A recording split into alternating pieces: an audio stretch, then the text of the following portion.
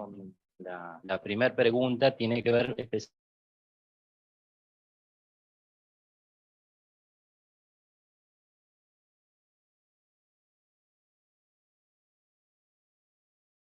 teniendo en cuenta que la auditoría se había creado 2 años anterior en la ley 2456. Es decir, la pregunta es, ¿por qué se incorpora 2 años posterior en la Constitución Nacional cuando la 2456 ya la había creado 2 años? ¿Por qué la importancia de darle el rango constitucional a la Auditoría General de la Nación? Eso como primer pregunta, como para comenzar, si te parece, Jesús.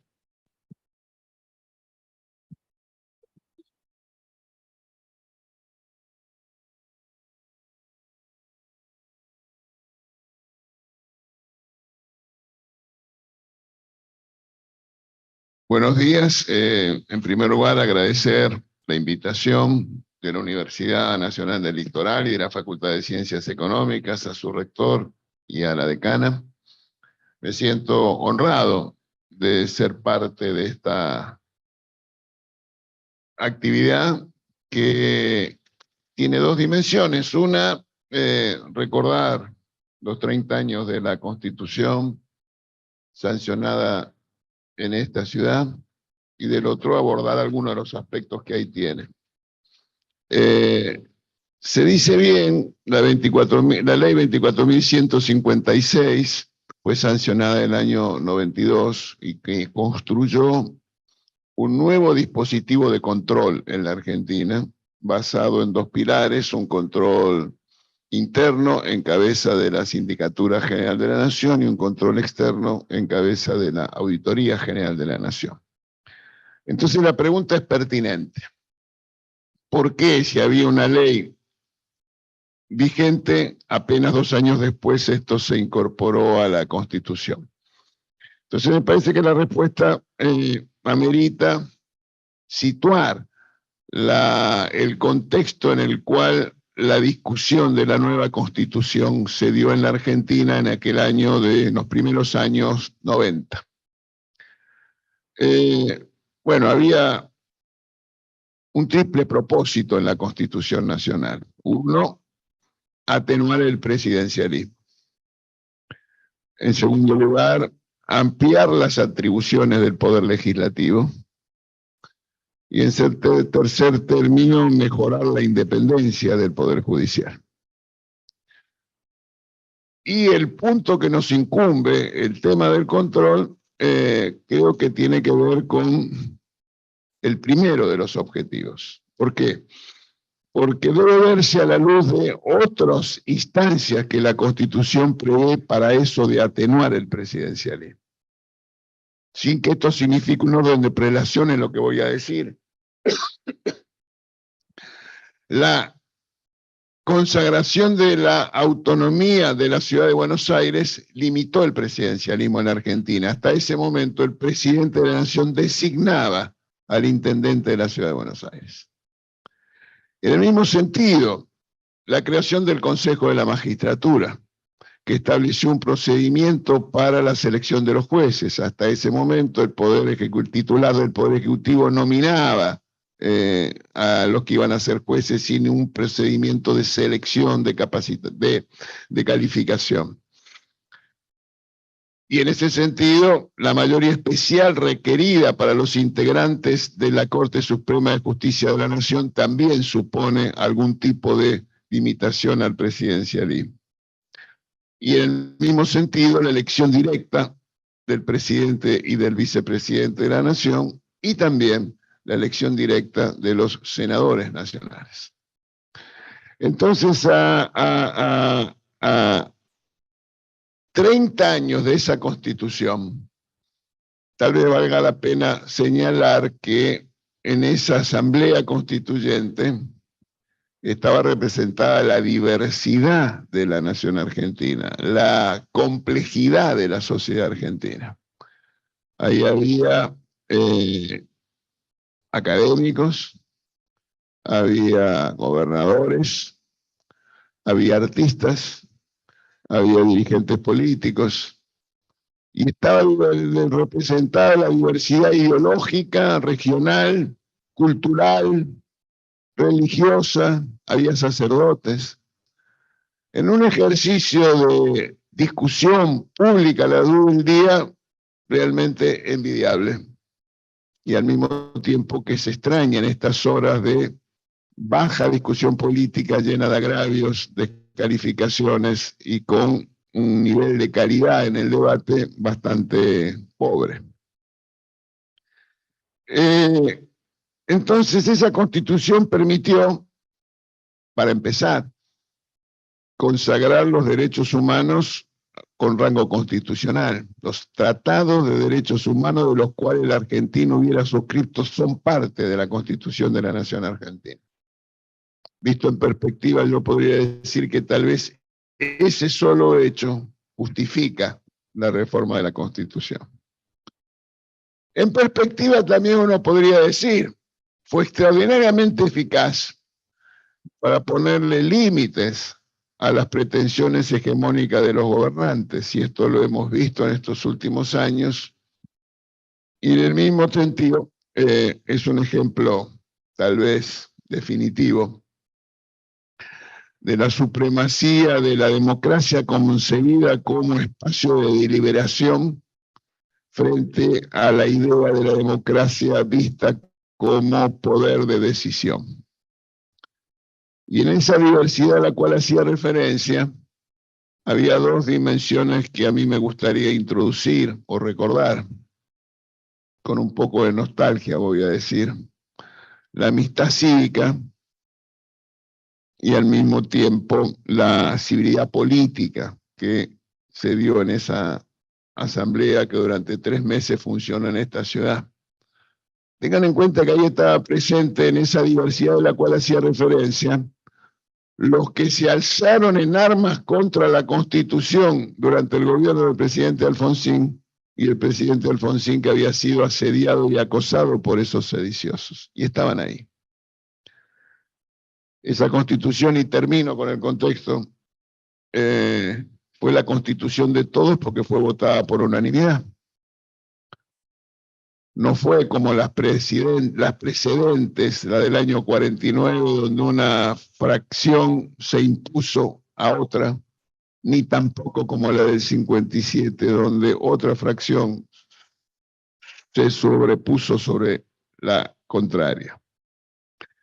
Entonces esa Constitución, ¿por qué incluyó lo que fue después el artículo 85?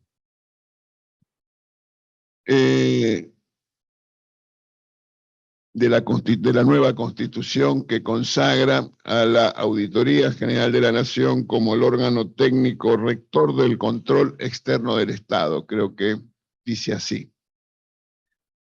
Bueno, primero hay que decirlo, está inspirado en aquella frase de Madison de que si los hombres fueran ángeles no serían necesario el control. Bueno, sucede que no son ángeles los hombres, y diríamos hoy, las mujeres tampoco.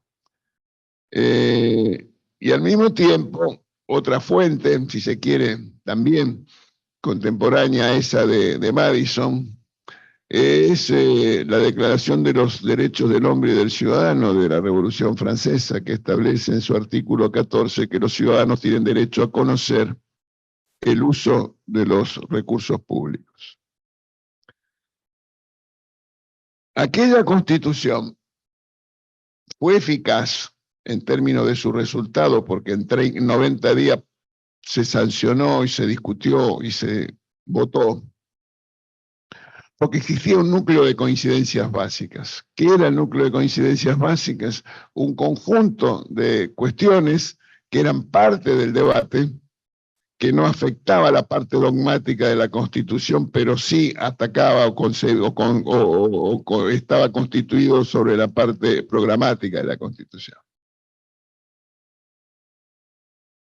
¿Y a dónde quiero llegar? A que esa declaración de la necesidad de la reforma, a partir de la presencia de los 2/3 de los integrantes de cada Cámara, como prevía la Constitución vigente en aquel momento, votó un núcleo de coincidencias básicas. En ese núcleo de coincidencias básicas existía una una parte que decidía la creación de la auditoría dependiente, decía el núcleo de coincidencias básicas, del Congreso de la Nación. La Constitución sancionada modificó esa noción de dependencia y instituyó la noción de asistencia técnica del Congreso. Otra modificación importante en relación a la sanción y el núcleo de coincidencias básicas es que precisó la noción de a cargo de la oposición, como decía el núcleo de coincidencias básicas, y precisó que el partido político opositor con mayor número de bancas en el Congreso nominaba al presidente de la Auditoría General de la Nación. Y otra precisión adicional es que estableció que la Auditoría General de la Nación debía ser parte, intervención necesaria en tratamiento de la cuenta de inversión por parte del Congreso. Como ustedes saben, el proceso presupuestario tiene etapas.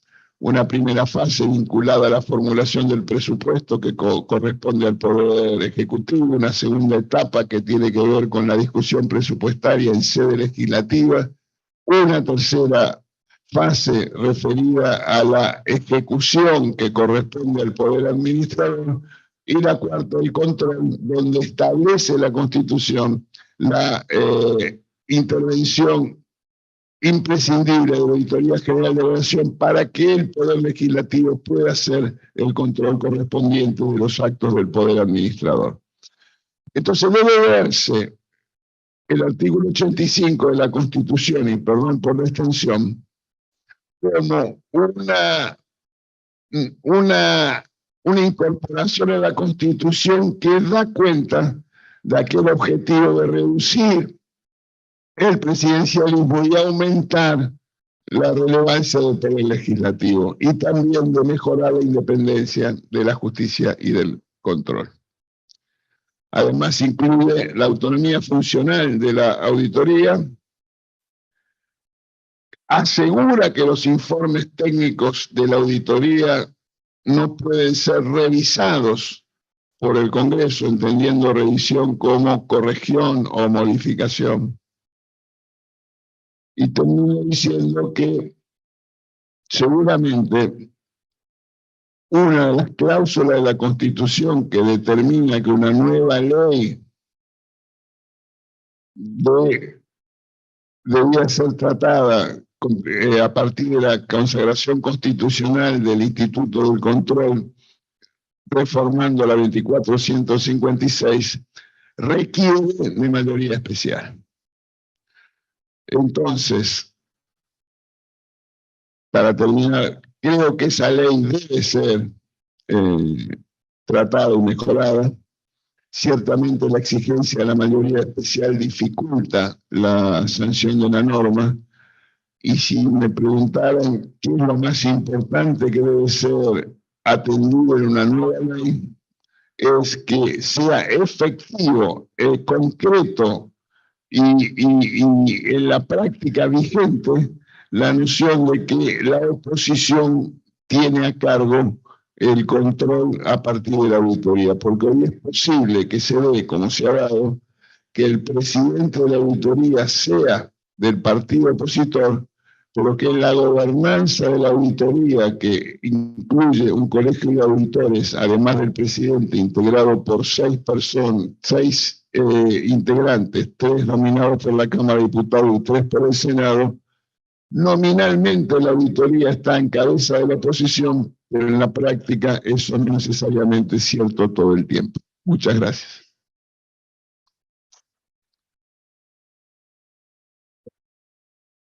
No, Jesús dejó algunas preguntas para seguir abordando, pero Sergio, agrego a esto que en la incorporación de la 2456 con la Auditoría General se deja atrás un modelo que era el modelo del Tribunal de Cuentas y se adopta el modelo de Auditoría General.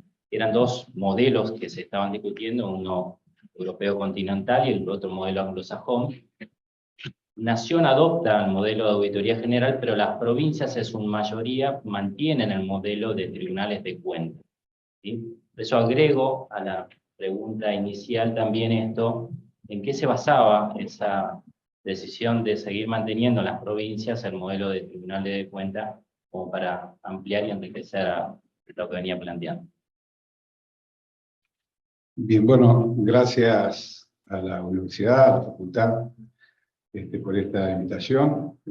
Sí, estamos muy complacidos de estar acá. Abordamos la ciudad muy linda, con un poco de humedad. No se dejó nada Darío en la presentación, y lo miré y me dice, es para que no crean que todos los auditores somos aburridos.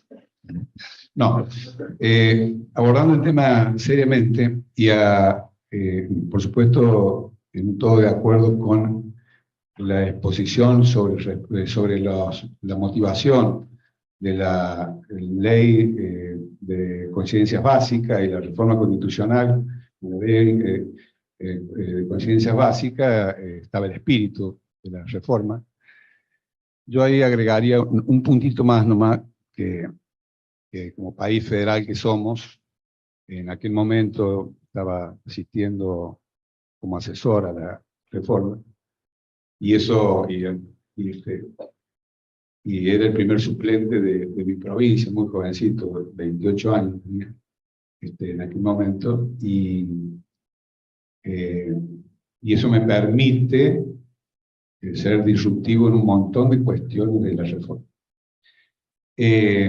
Primero, un punto que agregaría a lo que comentó Jesús, es que se afectó gravemente al federalismo argentino, desde mi punto de vista, con la desaparición del colegio electoral, porque a las provincias pequeñas en cantidad de habitantes nos afectó mucho en la decisión electoral del presidente de la Nación. Entre las provincias San Luis, La Pampa, Santa Cruz, Chubut, Tierra del Fuego, Formosa, Jujuy, Catamarca, La Rioja y San Juan, me atrevería a decir, sumábamos algo así como el 30% del colegio electoral, que era el que elegía el presidente, porque el número del colegio electoral estaba relacionado al número de legisladores provinciales, y las provincias tienen un mínimo de legisladores entre diputados y senadores. Y en esta relación teníamos un cierto poder decisorio con respecto a las grandes provincias que tienen un núcleo importante en cantidad de habitantes. Por ejemplo, la provincia de Buenos Aires, hoy, entre la Cava y la provincia, deben tener más o menos el 40 y pico % del padrón electoral. En aquel momento tenía algo así como 27 puntos de incidencia, 144 electores. Entonces, hoy por hoy, por ejemplo, en mi provincia de San Luis teníamos casi 3 electores, o sea, casi del 3% sobre 100 en la cantidad de electores, y hoy tenemos menos de una incidencia del 1% en la cantidad de habitantes. Entonces, en la decisión federal que habían planteado los constituyentes de 1853, que querían equilibrar un poco el país con respecto a las provincias con mayor envergadura poblacional, eso quedó... la gente estaba muy entusiasmada. Yo me recuerdo en la época que decía, vamos a elegir, podemos poder elegir directamente al presidente en la boleta. Pero bueno, pero no veían cómo perdían las provincias más pequeñas su capacidad decisoria en la elección del presidente de la Nación. Solamente agregaría eso de lo que dijo Jesús Rodríguez respecto al espíritu que motivó y que se llevó adelante en la reforma. Y con respecto a la pregunta es, ¿por qué se le dio rango constitucional? Si bien es cierto que la Ley de Administración Financiera del año 92, 2 años antes, lo cierto es que los organismos de control hacen a la República. Originalmente Montesquieu entendía que en la división de poderes estaba en el poder legislativo, pero después fue entendiendo que no, que tenía que estar fuera, hoy la visión contemporánea en el mundo es que tiene que estar fuera de los tres controles. Perdón, fuera de los tres poderes, fuera de los tres poderes. Y unos 6 años antes de la reforma de la Constitución nuestra, se había reformado la Constitución de Brasil. Y Brasil le había dado una fuerte impronta al organismo de control, externo e interno. Tenían un control que se llama el control del TCU, el Tribunal de Cuentas de la Unión, con 9 miembros, donde se los reglamenta en la misma Constitución cómo se compone, cuáles son las facultades, y expresamente dice que es un asistente técnico de la legislatura, pero no depende de esta porque la tiene que controlar, y lo dice que la tiene que controlar los tres poderes, expresamente está en la Constitución. Y por otra parte, a diferencia de Argentina, tiene incorporada la, creo que se llama Auditoría General de la República, que vendría a ser como la SIGEN, la Sindicatura General de la Nación Argentina, que es el órgano de control interno. Teníamos, y aparte, cada uno de los 26 estados tiene tribunales de cuentas. Yo creo, me hago cargo, que fue un error histórico de la Argentina hacer desaparecer el Tribunal de Cuentas de la Nación. ¿Por qué digo que un error histórico? Porque a los 9 años, la Organización de las Naciones Unidas saca una convención contra la corrupción y dicen que los estados parte, al cual se adhiere la Argentina, dice que los estados parte deben rendir cuenta. Y para rendir cuenta, no es lo mismo mirar el balance general de la cuenta anual del ejercicio, hacer un informe y que la legislatura lo apruebe. No es lo mismo. Argentina lleva 32 años sin rendir cuenta. Esto es la realidad. Entonces, por eso nosotros nos hemos... Y volviendo al tema, ¿por qué se le da rango constitucional al organismo de control? Porque es así, tiene que tener un rango constitucional para que cualquier movimiento político circunstancial, dentro de los 4 años que duran nuestros mandatos, o los mandatos del poder político en los organismos constitucionales de gobierno, no puede cambiarlo a través de una ley, tiene que tener un rango constitucional, porque es el acuerdo previo de todos los sectores de la sociedad para la vida institucional de ese Estado provincial o nacional. O sea que era necesario. Pero yo creo que lo que no era necesario era hacer desaparecer el Tribunal de Cuentas de la Nación. Porque el argumento mayoritario cuando se lo hace desaparecer era que era un cogobierno, porque tenían control previo. Entonces decía, demora burocráticamente las decisiones del Estado. Bueno, tenían que haber hecho desaparecer el control interno si ese era el problema. No, hicieron a desaparecer el Tribunal de Cuentas. Y bueno, y después a los 9 años estamos incumpliendo con los convenios internacionales, que son ley. Cuando uno se adhiere a este tipo de convenciones, tienen carácter supralegal, está por encima de las leyes del Congreso y por debajo de la Constitución. Entonces estamos incumpliendo. Hace ya porque nos adherimos a la Convención contra la Corrupción, nos adherimos en el 2006 por ley del Congreso. Desde esa época hasta ahora estamos. O sea que lo que parecía, desde mi punto de vista, una ola modernista, reformista, rápidamente fue obsoleta, porque rápidamente estamos incumpliendo con las convenciones internacionales. No sé si está claro o amplío un poquito. De todos modos, la reforma crea ese artículo 85 al cual hacía alusión Jesús. Y ese artículo 85, que si lo entramos a mirar bien, nos da la posibilidad de sanar ese error histórico. Porque el artículo 85, creo que en el tercer, cuarto párrafo, dice que la ley que reglamenta su ejercicio, del cual está en mora el Congreso de la Nación hace 30 años, esto hay que decirlo, está en mora el Congreso de la Nación de dictar la ley que reglamenta el ejercicio, dice que le va a reglamentar las funciones. Y cuando reglamenta las funciones, allí le puede dar las funciones jurisdiccionales. Las funciones de tomar la rendición de cuentas, por supuesto tiene que tener obligación de rendir el administrador, de tomar, aprobarla, desaprobarla, e iniciarle un juicio de cuenta o de responsabilidad en su caso, al cuentadante, al responsable de administrar esos fondos. Entonces la ley que realmente es su ejercicio tiene la posibilidad de sanar este error histórico. De hecho, un ex, Leandro Despuy, un ex presidente de la AGN, elevó algunos proyectos. Nosotros hemos, desde nuestro secretariado que nuclea todos los organismos de control de la Argentina, que la mayoría son tribunales de cuentas, hemos elevado, tomando distintas bases y distintos acuerdos y distintas opiniones, hemos elaborado recientemente en La Pampa, en la primera reunión que tuvimos este año, hemos elaborado un proyecto para llevarlo al Congreso, para que legisle, para que termine con esa mora legislativa, legisle y le dé las facultades que tiene que tener la AGN para cumplir con las convenciones internacionales. Y por supuesto, para cumplir con la modernidad. La sociedad, que es lo que quiere que controlemos. Y eso es lo que quiere, que se sancione a las personas que no cumplen o que...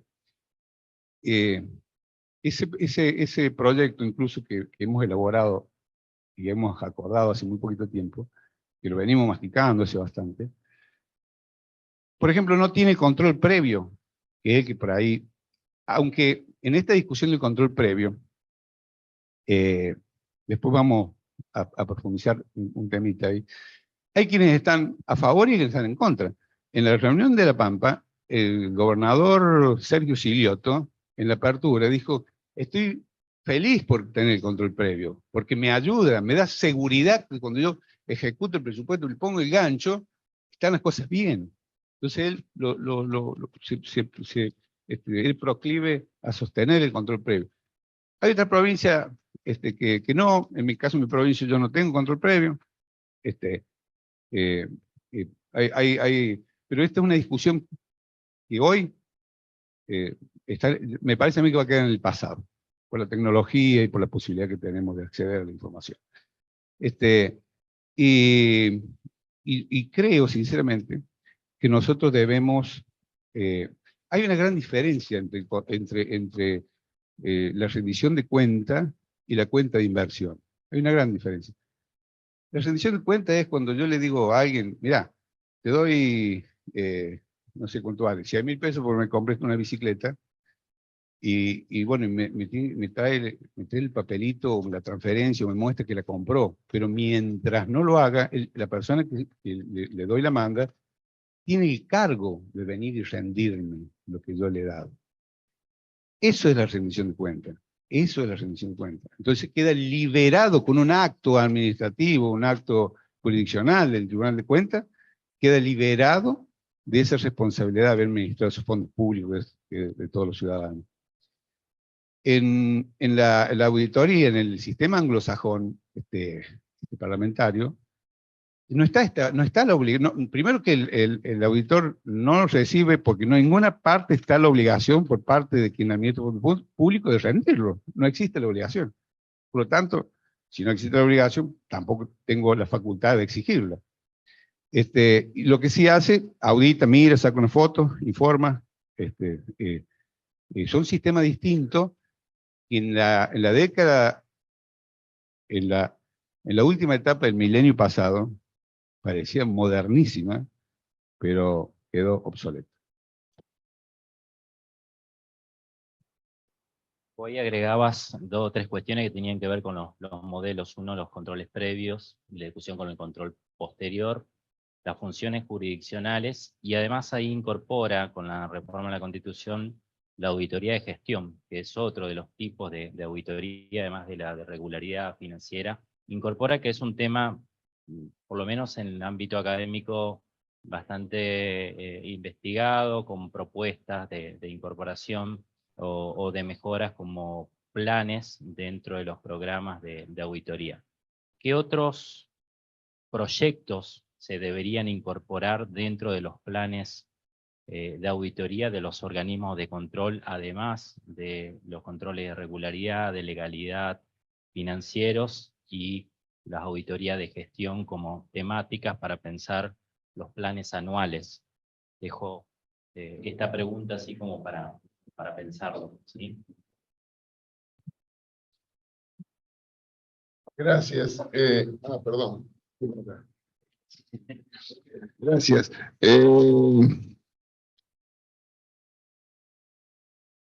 La auditoría tiene plan de acción anual. El contenido de ese plan de acción anual es el resultado de distintos afluentes, digamos así. Uno es la propia Constitución Nacional. Como dije, establece de manera explícita que debe ser parte interviniente en el análisis de la cuenta de inversión para que el Poder Legislativo pueda hacer el control respectivo. Además de ello, hay otras cuestiones integradas en ese plan de acción que tiene que ver con leyes que establecen que la auditoría debe hacer tal cosa. Por ejemplo, el balance del Banco Central debe auditarlo por una ley. O más recientemente, cuando fue el COVID, estableció que la compra de las vacunas debían ser estudiadas por los contratos por la auditoría.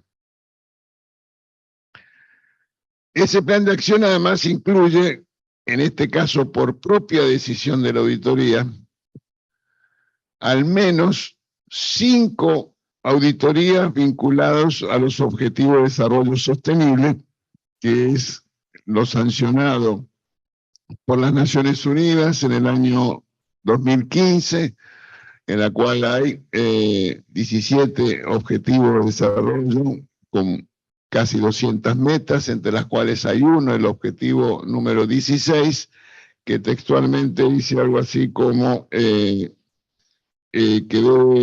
debe incluirse, uno de los objetivos de desarrollo sostenible son instituciones confiables, favorables para la inclusión social, etc. Y la auditoría determinó por una decisión propia que al menos anualmente 5 trabajos de auditoría deben estar referidos a los objetivos de desarrollo sostenible. Hay también auditorías que son el resultado de lo que se llaman auditorías coordinadas con otras entidades fiscalizadoras superiores de América Latina o del mundo. Hay auditorías que se llevan simultáneamente en todo el mundo y entonces hay algunos trabajos de auditoría que están incluidos en ese plan de trabajo.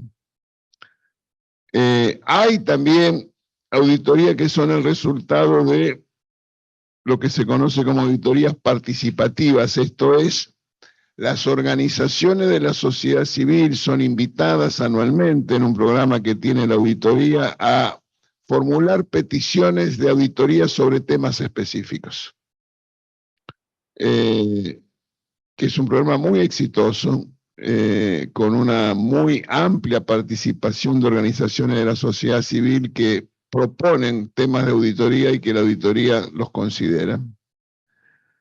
Y luego está el resto, que son el resultado de una evaluación objetiva, rigurosa, hecha a través de lo que se conoce como matriz de importancia relativa, donde con 12 variables se determinan los riesgos de auditoría de todo el sector público nacional.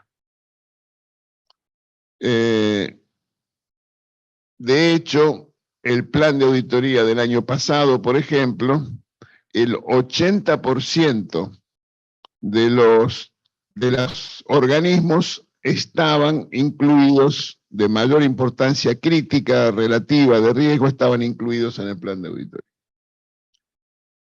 Entonces, el plan de auditoría, esos son los objetos de auditoría. Los procedimientos de la auditoría, tan importante como eso, son aplicados normas internacionalmente estandarizadas por parte de un organismo que se llama INTOSAI, que reúne a todas las entidades fiscalizadoras superiores del mundo. Entonces, ese esfuerzo que llevó adelante la auditoría en los últimos años para dejar de lado cualquier tipo de discrecionalidad, tanto en la selección de los objetos o sujetos auditados, como de los procedimientos de la auditoría, Es un esfuerzo muy grande y muy meritorio, creo yo, de la auditoría.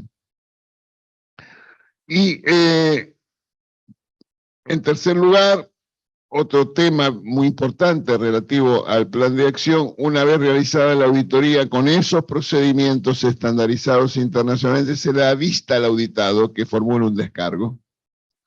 En algunas oportunidades los argumentos del auditado son justificados y tenidos en cuenta, entonces se modifica el hallazgo eventual.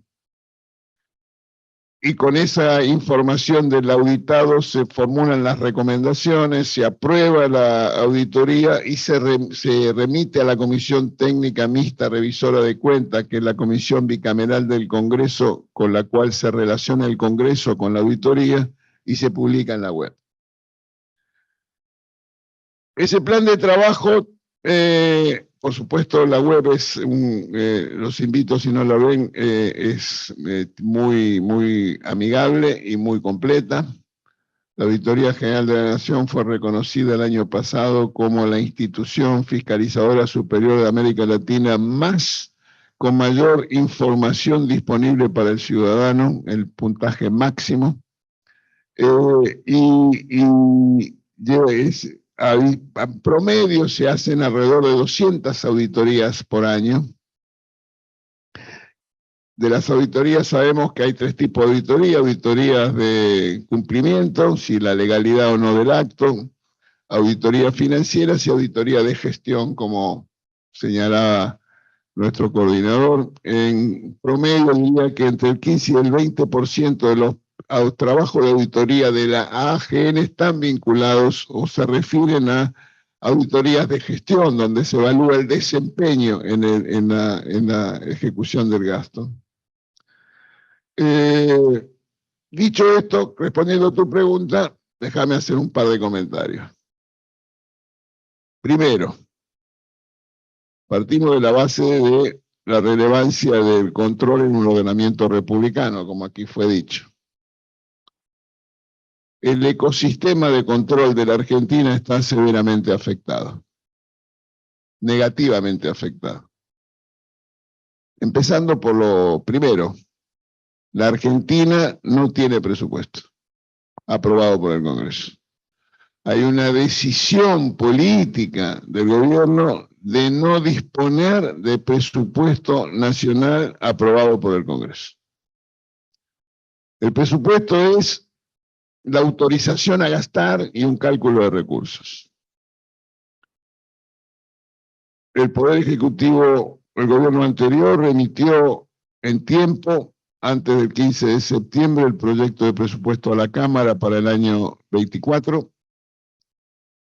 Por una coincidencia política hecha pública a través de una nota de en su momento el diputado que hoy es presidente de la Nación Argentina, se solicitó que eso se tratara después de la elección.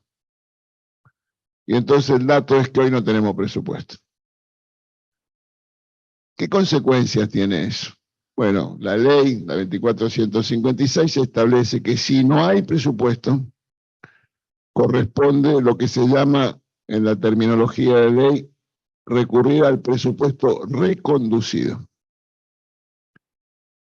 ¿Qué consecuencia tiene eso? Que los límites que la ley 2456 le impone a la facultad del Poder Administrador para reasignar partidas, al ser un presupuesto reconducido, sin disponer del presupuesto vigente, los ingresos son extraordinariamente superiores a los que estaban en el presupuesto 23, sobre todo pensando en las tasas de inflación que tuvimos, más del 200%. Entonces, esos ingresos en exceso a los presupuestados originalmente para el presupuesto 23, el administrador tiene la más absoluta discrecionalidad para la asignación de las partidas. Y entonces aquí tienen la razón por la cual, entre otras, las universidades nacionales, sus autoridades no tienen la capacidad para formular su desempeño anual con racionalidad y están pendientes de la autorización a gastar que le puede dar el Poder Ejecutivo mes a mes, lo cual es un verdadero despropósito. La segunda afectación negativa del ecosistema de control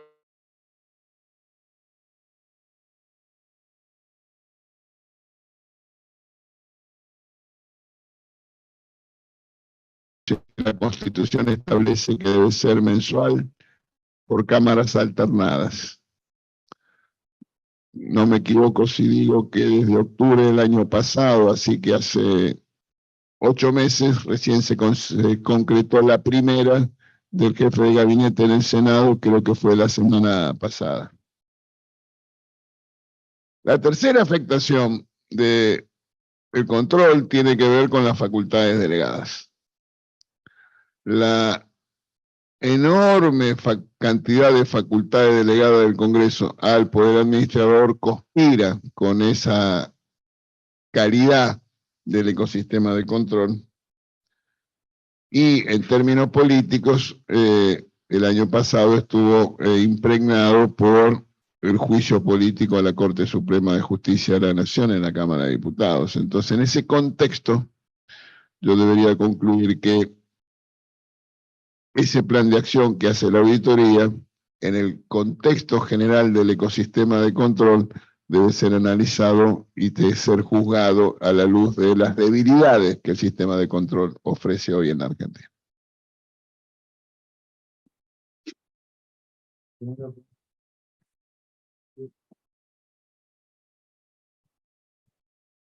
Pregunta estaba que dentro de los planes anuales de auditoría, uno de la auditoría de regularidad y gestión, ¿qué otros? No, me meticé mucho cuando estaba hablando Jesús Rodríguez. Solamente algo respecto a la no presencia del jefe de gabinete en el Congreso. Sencillamente porque la idea originaria del jefe, como decía Jesús, era limitarlo al presidente. Y la forma de limitarlo al presidente en la reforma era que el jefe de gabinete lo designara el Congreso, no el presidente. Si es un empleado del presidente, por supuesto que va a ir cuando el presidente le diga. No lo limita, sino lo fortaleció. Pero la idea originaria de la reforma constitucional es que al jefe de gabinete lo designara el Congreso. Y de esa forma sí iba a operar un sistema en el cual se fortalecía el Congreso, el Parlamento. En los tribunales de cuentas, nosotros tenemos, en casi todo, también tenemos un plan anual que lo decide el propio. Les cuento, los chicos que están en el fondo, en la Argentina todas las provincias tienen tribunales de cuentas, salvo Salta, que en el año 2000 hubo una reforma constitucional y lo convirtieron en auditoría. Y un año antes, en el 99, la Ciudad Autónoma de Buenos Aires, que es una jurisdicción nueva, lo conformó el organismo de control con una auditoría.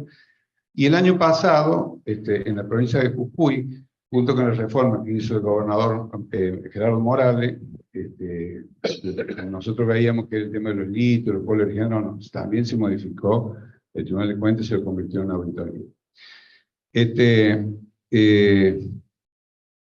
Todos los tribunales de cuentas de las demás jurisdicciones tienen como un órgano de control externo y tiene cero intervención de los poderes del Estado.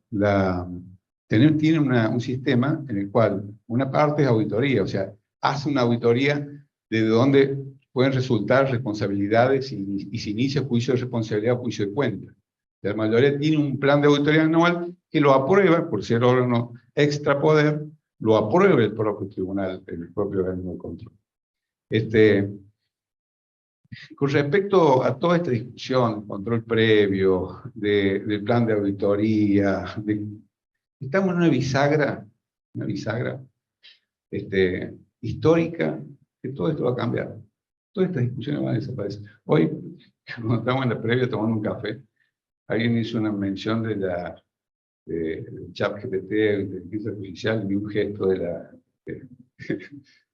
que nos acompañaba en ese momento, de desacuerdo y desagrado, pero es lo que viene. Lamentablemente,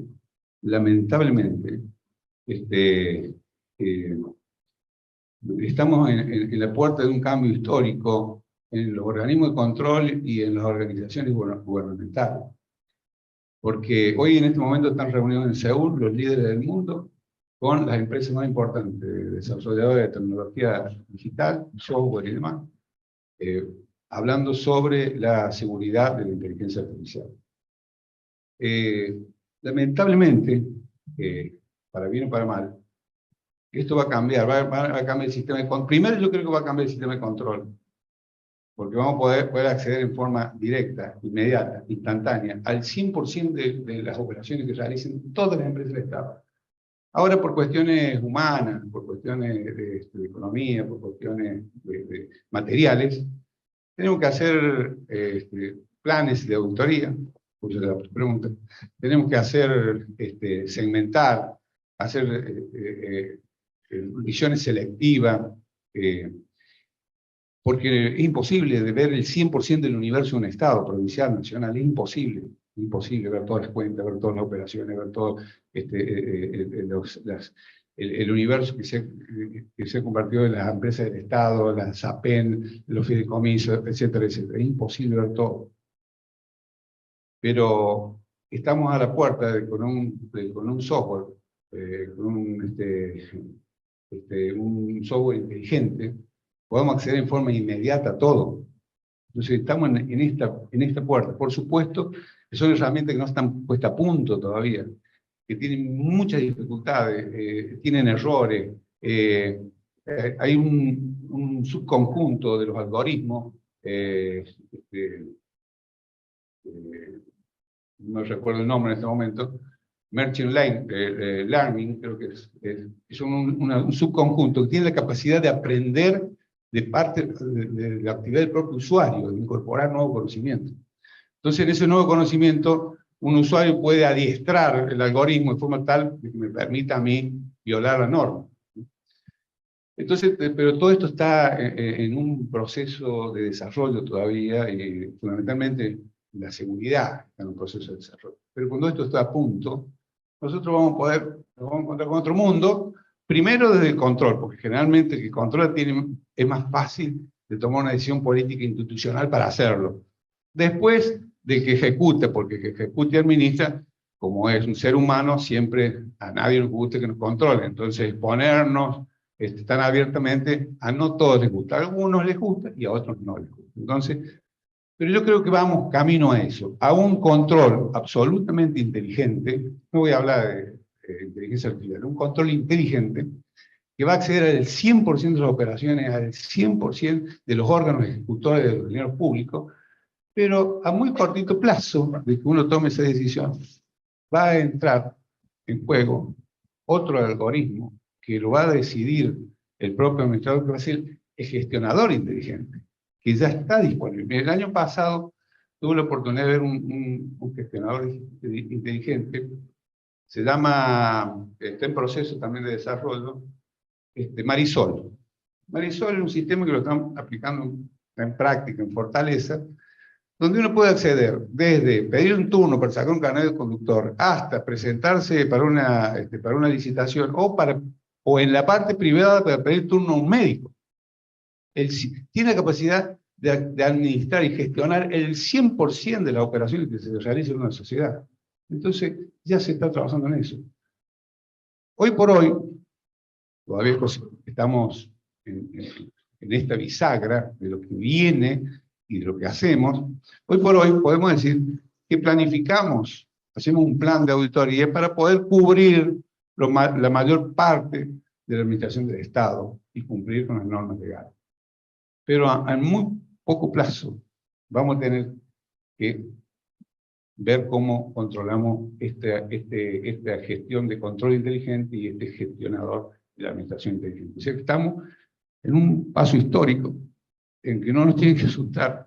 Sé que hoy por hoy la inteligencia que está disponible tiene muchísimos errores, miente, pero esto se va a poner a punto en algún momento.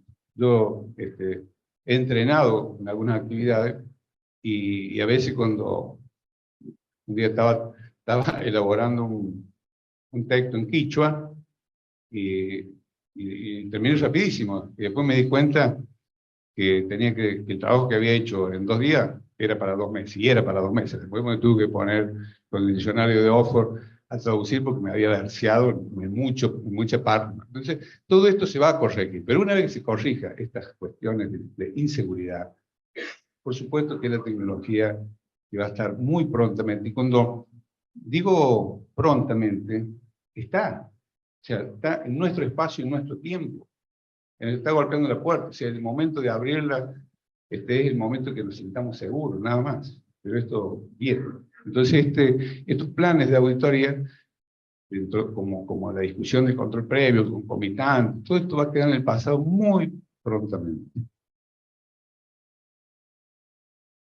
Bien. Siguiendo con las preguntas, creo que ya varias me respondieron antes de formularlas. Habría que pensar hacia qué modelo de control debería atender nuevamente la Argentina, porque es como un ciclo que uno vuelve nuevamente con el control que teníamos antes de la reforma del 94, hoy se vuelve a rediscutir 30 años después hacia dónde debería ir el control y qué rol tiene el control también en el fortalecimiento de las instituciones de la democracia. Vos lo planteabas hoy, la importancia que tiene el control en ese sentido, pero como última reflexión, como para, también por los tiempos, para ir cerrando, ¿qué reflexión podríamos hacer nosotros a 30 años de la incorporación de la Auditoría General de la Nación y de la discusión que en ese momento se hacía sobre los modelos de control? ¿Hacia dónde deberíamos ir? Y una reflexión de los 30 años que han pasado y qué reflexión podemos hacer sobre el rol del control en estos últimos 30 años que hemos transcurrido. Me hiciste demasiadas preguntas. Yo en relación a la discusión del control concomitante previo estoy definitivamente a favor de no volver al Tribunal de Cuentas, pero no vamos a discutir a eso. Sí me gustaría hacer un comentario en relación a la relevancia que tiene el control como parte de la calidad institucional en una sociedad. Estoy absolutamente convencido de la asociación positiva, de la relación causa-efecto que existe entre la fortaleza, la densidad y la calidad de las instituciones y los resultados económicos y sociales. Y no se trata solamente de una reflexión conceptual o teórica, sino que hay evidencia empírica para eso. América Latina tiene, de acuerdo a The Economist, solo 3 países que son democracias plenas. La revista The Economist anualmente publica una calificación de todas las naciones con 4 o 5 categorías: democracias plenas, defectuosas, híbridas y no democráticas. América Latina tiene 3. No de casualidad, esas 3 naciones son las que ofrecen y exhiben los mejores resultados relativos en términos económicos y sociales. 2 de esos 3 países son vecinos, Uruguay y Chile. Esos países no solo crecieron, sino que redujeron la pobreza de manera sensible. En los últimos 20 años, Chile redujo la pobreza a 30 puntos porcentuales. 30 puntos porcentuales. Y Uruguay lo hizo en 15 puntos porcentuales. Eso en cuanto a resultados socioeconómicos. Pero también ofrecen y exhiben los mejores resultados en términos de gestión oficial en relación a la pandemia. Nosotros no estamos en ninguna de esas categorías, ni en los resultados económicos y sociales. Si algo distingue a la Argentina es el estancamiento económico. Y como hay 2 maneras de no resolver un problema, una es negar su existencia y la otra, tener un mal diagnóstico, una buena parte de las razones que explican el estancamiento económico de la Argentina tiene que ver con el mal diagnóstico de las élites políticas de la Argentina de subestimar la relevancia de la calidad institucional al momento de pensar en los resultados. Pero eso es lo que tiene que ver con los resultados económicos y sociales. Veamos el tema de la pandemia. La Argentina integra el lote de 15 países con peores resultados económicos y sociales en términos de fallecidos por millón de habitantes. Estos países a los cuales hago referencia les fue excepcionalmente mejor. La Argentina, en la pandemia, en el año 2020,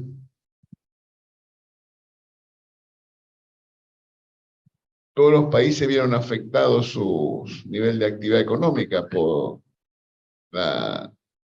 el aislamiento. Ahora, en el mundo, en promedio, la caída de la actividad económica fue de 3%. De acuerdo al Fondo Monetario Internacional, en promedio los países cayeron su actividad económica en el año 2020 3%. Nosotros casi 10%.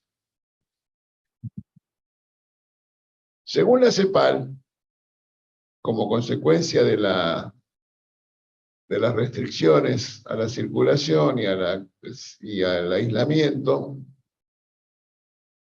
obviamente todos los países cayó la actividad, aumentó la pobreza. De acuerdo a la CEPAL, en 18 países de América Latina, nosotros en la Argentina en el año 2020 triplicamos el promedio de incremento de la pobreza. Y en materia de corrupción, esos 3 países le va infinitamente mejor que a nosotros. Conclusión. La relevancia de las instituciones a los efectos económicos y sociales de la vida en comunidad y de lucha contra la corrupción están por demás justificados.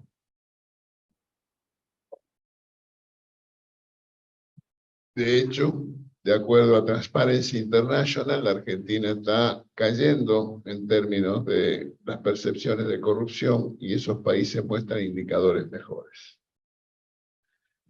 Entonces, a mí me gustaría, ya que estamos en la Facultad de Ciencias Económicas, incorporar un razonamiento que tiene que ver con esto que estamos hablando.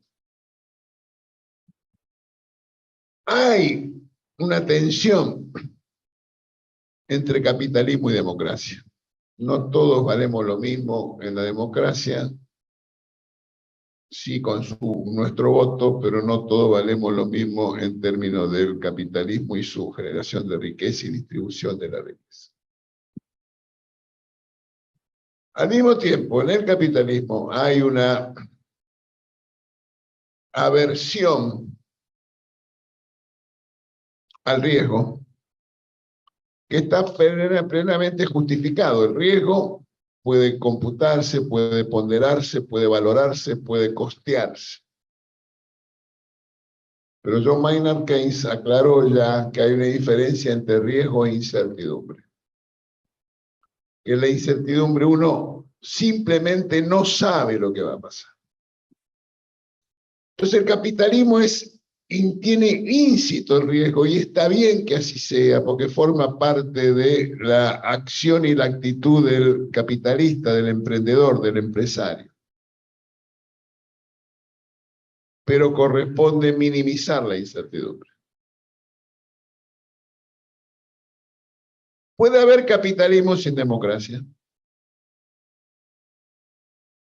Proveyendo de esa certidumbre que requiere el capitalismo. Pensemos en el Pinochet con Chile, que lo llevó a Paul Samuelson a hablar de el fascismo de mercado. Y pensemos también en China, donde el partido único, el régimen de partido único del Partido Comunista Chino ofrece certidumbre tal que dice cuáles son los objetivos para los próximos 50 años. En sociedades democráticas, La única manera de proveer certidumbre pasa por la calidad de las instituciones, por el relevo ordenado de los dirigentes, por los equilibrios, por los contrapesos, por las rendiciones de cuentas, por los mecanismos de control.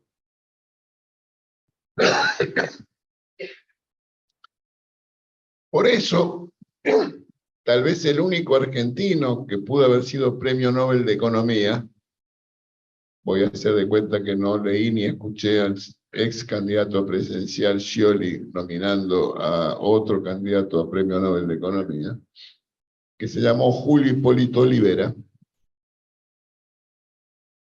decía que la incertidumbre es más nociva, más perjudicial y más duradera que los propios errores de política económica. Entonces, ¿qué tipo de sistema político necesitamos en una sociedad como la que aspiramos para que ese capitalismo produzca resultados? En primer lugar, un sistema político que esté afirmado en 3 pilares. Uno, pilar democrático. La única fuente legítima de poder es la soberanía popular libremente expresada, sin restricciones, en elecciones libres y verificables. Nosotros no estamos mal en esta historia, en estos 40 años democráticos. El segundo pilar es de naturaleza liberal. Derechos consagrados para todos, en particular para las minorías, de manera tal de ofrecer un límite a la pretensión hegemónica.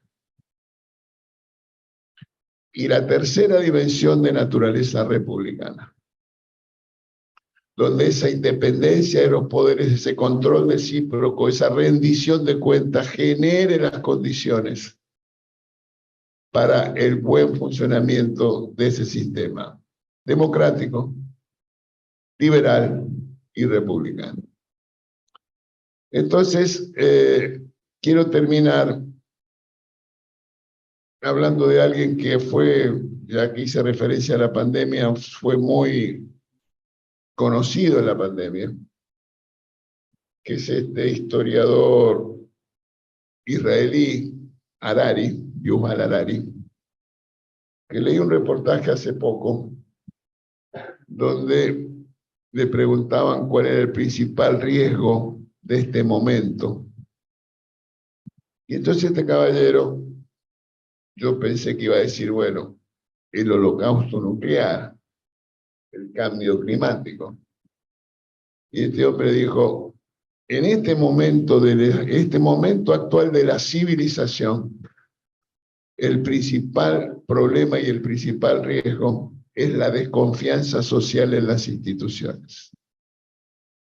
Por eso es que hablar de instituciones, y yo agradezco a la universidad y a la facultad esta actividad, nos permite reflexionar sobre este tema que es, siguiendo a Harari, el principal problema de este momento actual de la civilización. Muchas gracias.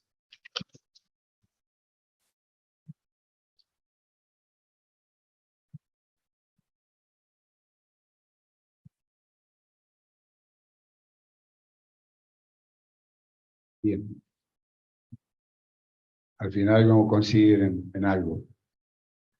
Jesús, por supuesto que el capitalismo confronta con la democracia, porque el capitalismo logra concentración de poder, porque logra concentración de riqueza y le disputa el poder al poder político en democracia.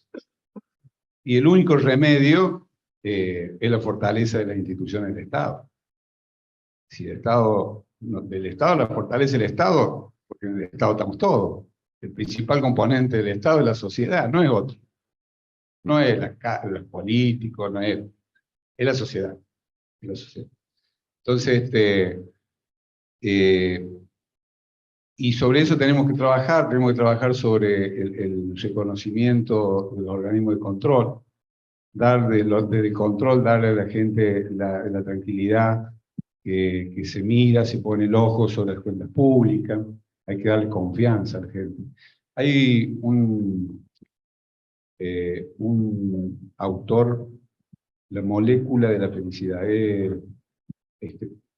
Paul Sack, creo que es, Paul Sack, un neurocientífico, un neuroeconomista estadounidense. Yo comparto la mitad del libro, el primer capítulo, después no. Pero él dice que la oxitocina, que es una hormona, pero la define como la molécula de la felicidad, en la cual nosotros lo tenemos que generar a través de la empatía, de la confianza, darle confianza al otro, para que se sienta bien, y trabajemos juntos, y haya un apego a las normas, un apego a la moral. Y él lo da como una base de la cohesión social. Quizás los organismos de control debemos trabajar en eso, más allá de si hay una auditoría, si hay un tribunal de cuentas, si hay control interno, no hay control interno, si hay control previo, concomitante, posterior, más allá de todas las discusiones. El tema es que haya confianza a la gente, que es muy difícil de los organismos de control. Otros días en la última charla que tuvimos juntos en la Feria del Libro con Jesús, planteaba el tema de los medios de prensa. El órgano de control aporta certeza, transparencia y certeza. Porque los chicos que están en ciencia económica saben que los números 2 más 2 es 4, como dicen. Y allí está, la verdad, está lo documentado, lo rendido, lo expuesto, se ve. Y los organismos o las empresas de noticias no van, o la prensa no va porque la prensa relacionada con el Estado, están los opositores, que son los que no reciben la pauta y quieren recibir la pauta, y los que reciben la pauta, que son los oficialistas. Entonces los oficialistas dicen que está todo bien, entonces no van al Tribunal de Cuentas por la duda de ser mentira, y está todo mal. Los oficialistas, perdón, y los opositores dicen que está todo mal, tampoco van, porque tienen miedo de que estén bien las cuentas. Y el gobernante tampoco va porque tiene miedo que lo que él desea que estén las cosas no sea como él lo desea. Entonces, en definitiva, la gente consume mentiras, de un lado y del otro. Es muy difícil para los organismos de control transmitir lo que hacemos, transmitir lo que hacemos para generar la empatía esa de la que habla Paul Sack, esa cohesión social, ese bienestar, ese apego a la norma. Entonces todos dicen, ¿qué hago? Y si roba aquel, y yo me quedo con esto. Y si aquel hace tal cosa, y yo me paso el semáforo rojo. Y si aquel hace... Entonces, si hay un desapego a la moral y a las normas. Y en eso, todo el Estado, y todos que conducimos algún organismo relacionado al Estado, tenemos que mejorar en ese aspecto. Más allá de todas las discusiones que podemos tener, las opiniones, gracias a Dios vivimos en democracia, podemos discutir, podemos tener posiciones diferentes, de eso se construye algo bueno, seguramente. Así que, bueno, agradezco a esta institución del Estado, esta institución pública y gratuita, que nos haya convocado y que nos dé la posibilidad de transmitir nuestro pensamiento y nuestras diferencias, y que, por supuesto, los chicos más jóvenes son los que juzgarán y los que tomarán una posición, un modelo de control u otro modelo de control. Muchas gracias a todas y a todos.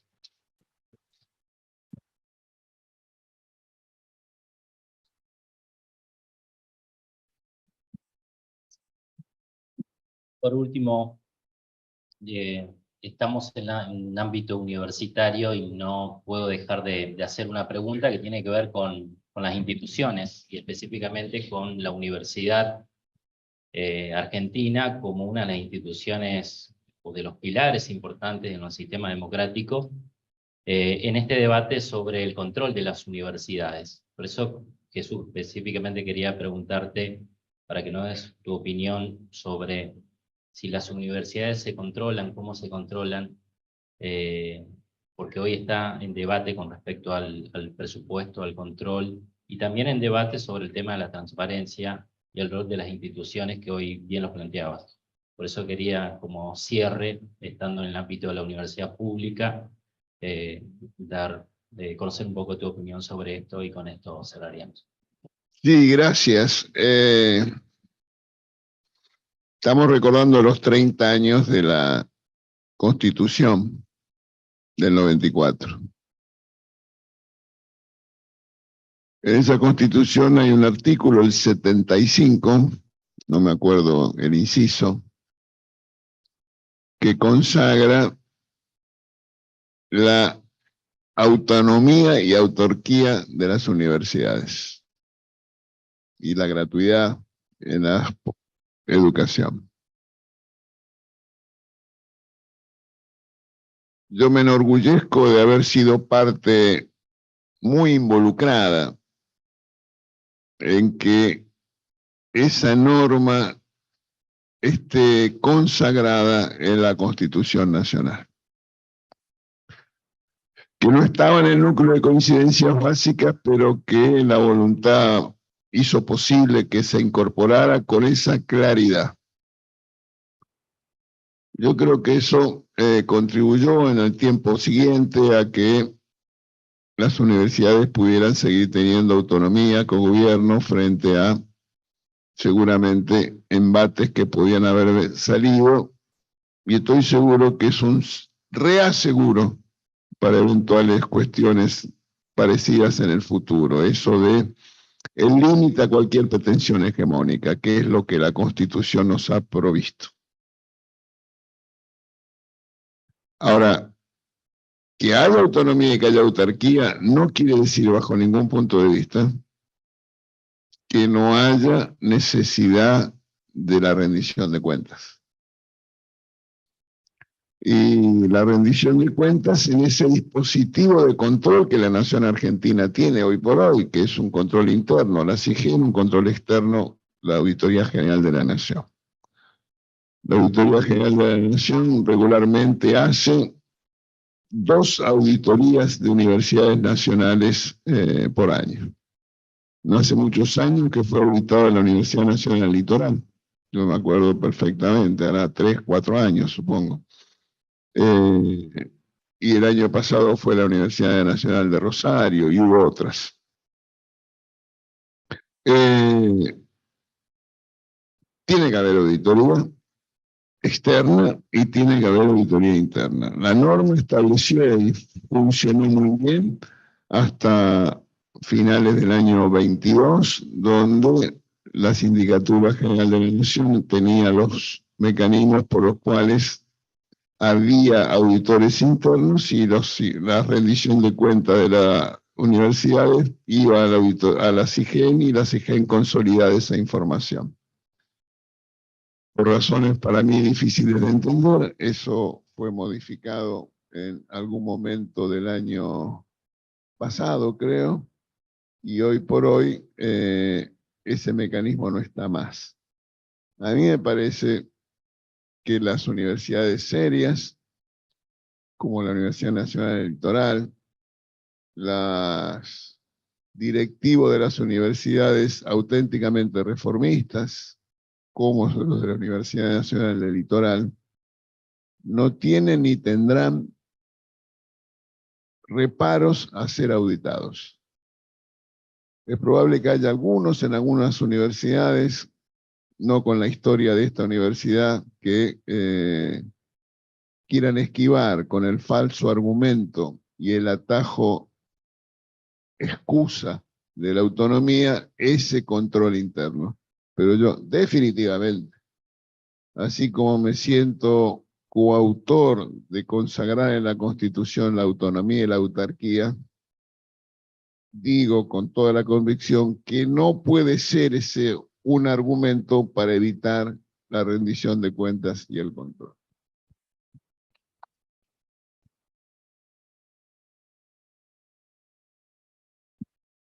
Muchas gracias, Jesús. Muchas gracias, Sergio, por este espacio. Con esto finalizamos y muchas gracias al público por haberse acercado a la Facultad de Ciencias Económicas. Con esto damos por finalizado este diálogo sobre la Auditoría General de la Nación en el marco de los 30 años de la Reforma Constitucional. Muchas gracias.